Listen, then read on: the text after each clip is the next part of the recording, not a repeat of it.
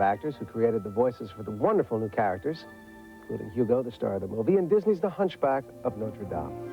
Increíble, dramática, divertida, excitante. El Jorobado de Notre Dame, Jali, la cabrita que siempre acompaña, con el arito, ¿no? Que acompaña a Esmeralda, la nueva heroína de Disney. ¿Y dónde estamos? En París, ¿no?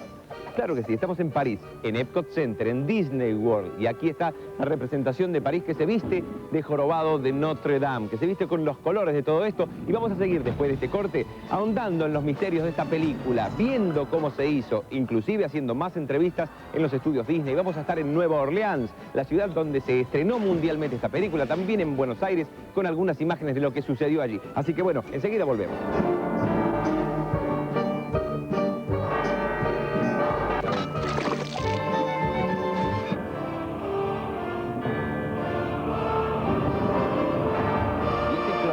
Clopin, un personaje bien burlesco, gitano también, de la película El Jorobado de Notre Dame. Y aquí, en Orlando, en Disney World, tenemos representados en la parte de París, en Francia, a los tres personajes casi fundamentales hechos en arbusto. Es increíble el arte Disney botánico, ¿no? Aquí está Jali la cabrita, ahí está Esmeralda con su pandereta, y aquí lo tenemos a Quasimodo. Increíble, todo esto rodeado de flores.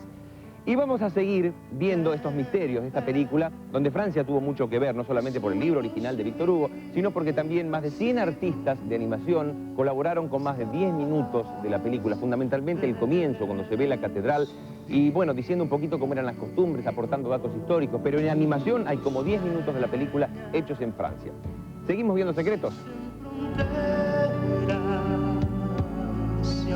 Estamos con el productor ahora del Jorobado de Notre Dame. Se llama Don Hahn y ya tiene una historia larga de sucesos. Entre ellos se pueden contar La Bella y la Bestia y El Rey León. Nice to meet you, Don Hahn. Thank you. It's nice to meet you.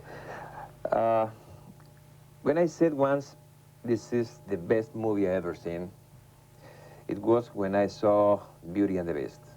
But then, when I saw The Lion King, I said, aha, no. There is another one. I can't say anything now because the Hunchback is great. It's amazing. Thank you. It's deep. How did you do to produce this kind of movie, this kind of drama? I suppose it is what you're watching when you watch the movie is a group of artists who are getting really good at what they do. And a lot in the same way that live-action directors like Steven Spielberg or Martin Scorsese or George Lucas may have redefined the way we think about live-action films back in the 1970s. Now you're seeing a group of people that make animated films redefine the way you think about animation in the 90s. There's a renaissance of animation.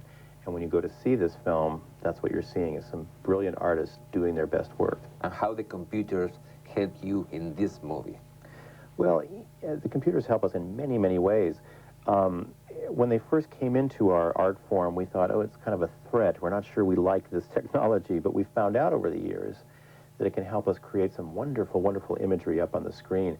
In the case of this film... It's crazy. Yeah. The confetti, the mass movements. Yeah.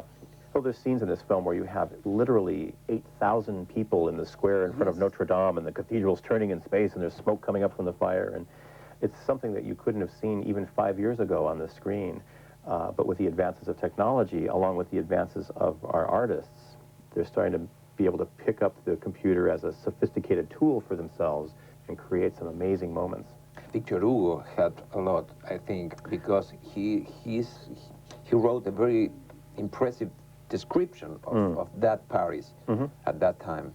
Yeah, he was a big Gothic architecture fan and a fan of medieval life. And in fact, the novel, when it was printed in the 1830s, brought about a huge resurgence of interest in medieval life and Gothic architecture. Congratulations, Don Hahn. This is the best movie I ever seen.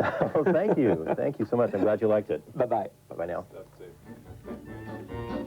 Ever since Walt Disney started making animated films at his Burbank studio, he started winning recognition for the quality of the studio's work. Over the years, the Walt Disney Studios have received 75 Academy Awards, 58 Emmy Awards, as well as countless awards and citations and honors for both artistic and technical achievements. Walt Disney personally received 32 Academy Awards. Disney's Beauty and the Beast was the first animated feature film to be nominated for an Academy Award for Best Picture of the Year. Producer Don Hahn and directors Kirk Wise and Gary Trousdale, as well as many of the artists and animators who are the creative forces behind Disney's The Hunchback of Notre Dame, were also the people who were honored for Beauty and the Beast.